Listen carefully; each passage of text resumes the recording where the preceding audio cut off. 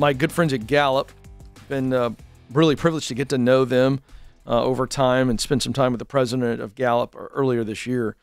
And they've got their workplace data that they do every year. It's extensive. They're the gold standard on polling. And there's 6 worrying numbers that they have highlighted. And I think this is valuable for you. Here they are. We'll break these down. Number 1, only 23% of U.S. employees trust the leadership of their organization. That is mind-boggling. Now, the wording in the polling is 23% of U.S. employees strongly agree that they trust the leadership of their organization. So, again, if you don't strongly trust your leadership, can I just tell you, I love all these polling things, but if you don't strongly trust your leader, you don't trust them. Could you imagine if I sat down with Stacy, Alex, and said, hey, babe, we've been married 25 years. Can I just do a little gut check? Do you kind of trust me? Do you strongly trust me? Or do you not trust me at all? Could you imagine if he did that? I mean, there's no good answer other than I strongly trust you, Ken. If it's like, I don't strongly trust you at all. I kind of trust you. Well, that's not trust. Anyway, so I edited 23% of the American employees trust their leadership. So what were the findings? What were the findings that led to this low number so that those of you who are in a leadership position can actually do something with this and go, ooh, how do I make sure that I'm trustworthy? Well, number 1, if you don't make changes, you don't lead changes, people don't trust you. Because they're sitting there going, something's not working. It's not working. And if you're walking around going, hey, everybody, I'm Big Bird. I'm Big Bird the leader. Hey, it's a sunny day. Woo! And they're all going, this dude should be biting his fingernails off. That's what's going on. This is from the data. So Gallup pulls this up and they go, okay, so if you lead change well, that's one way to inspire trust. So they know something needs to change. Either you don't know, leader, or the leader doesn't know it needs to change, or you don't have the guts to make the change, and they're going, I don't. It's like being on the battlefield going, we kind of should retreat or pivot or we're going to die.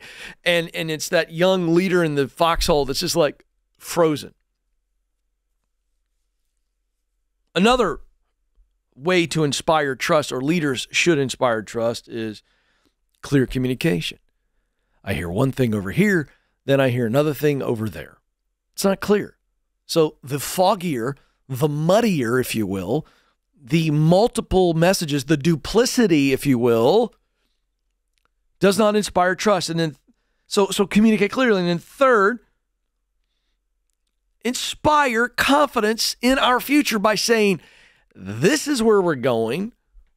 This is why we're going there. And this is how we're going to get there. All right. Second worrying number. 23% of employees believe they get the right amount of recognition. Only 23% of employees think they get the right amount of recognition. And you wonder why people don't stay long enough? Psychologically, they are being beaten down, even if you aren't insulting them. It's not what you're doing to them. It's what you aren't doing for them. Did you get that? If you're leading people, by the way, if you're under a leader right now and you just feel like you aren't valued, you aren't wanted, you aren't cared for, then they don't have to necessarily do anything awful to you. It's not what they're doing to you. It's what you aren't doing for them.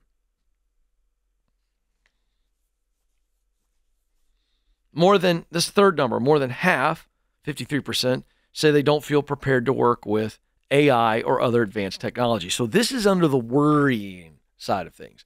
You think about the media is always talking about AI this and AI that, and people are going, I don't even know how to spell artificial intelligence, much less work with it, right? And so there's a lot of angst. And let me tell you something. Another reason that people will leave is that they don't feel like they can hang any longer. This is all out of worry, which leads to insecurity. And worrying people and insecure people in this third piece of data here, they will leave because they go, I can't hang. They're not training me for it. I don't know much about AI. AI is going to expose me, if you will. And so they leave. Fourth worrying number. 51% of currently employed workers around the world say they're watching for or actively seeking a new job. Now, I want you to think about this. This is interesting. If you're in leadership, think of your best people on your team. You think that a recruiter's not eventually going to come after them? You think that other people who do life with them, learn about them, like them, they're your best people for a reason? You think that they're not going to get a, hey, have you ever thought about coming over here? Come on. It's a reality. For those of you who've left recently, one of the reasons you left is because you probably didn't feel valued where you are. Those of you who are thinking about leaving, it's because you don't feel valued is a large reason. It's not the only reason. And so if you want leaders, if you want people to be committed to your organization, then you've got to deepen the relationships with the stars, and you got to show them a path to a better life if they stay with you. It's that simple. Fifth worry number, only 2 in 10 employees feel connected to the culture of the organization. All right, so what is culture? Culture is shared behaviors. If I come to your house and I spend 30 minutes with you and your family, I could tell you what the culture of your house is. In other words, what are the shared behaviors of every member of the family? Same thing with a company. When you hang out and you see how everybody operates, that is from business functions to communication to interaction in a team, everything. You can look at and you go, okay, there are some shared behaviors in this organization, and this organization has a culture of fill in the blank, love, a culture of collaboration, a culture of fear, a culture of distrust, whatever. And so only 20% of American employees feel connected to the culture. So what that really means is some of you out there, you can't maybe put a finger on it. And I'm going to tell you, this is a reason to leave.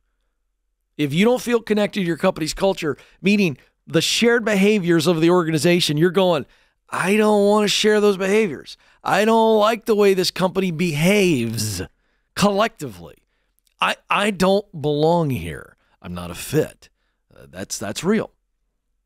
And then the final number, only 4 in 10 employees report unethical behavior at work if they have firsthand knowledge of it. So 9 out of 10 said they would report unethical behavior, but few do. And the reason they don't is they didn't see it firsthand. So it's hearsay. So unethical behavior drives people away. Good people don't want to be around bad people. And so if leaders aren't aware of this and creating a culture of safety where I can feel safe going, hey, look, I'm hearing that this happened. I didn't see it, but I'm hearing. And you go, I'm on it. I'm going to dig into it.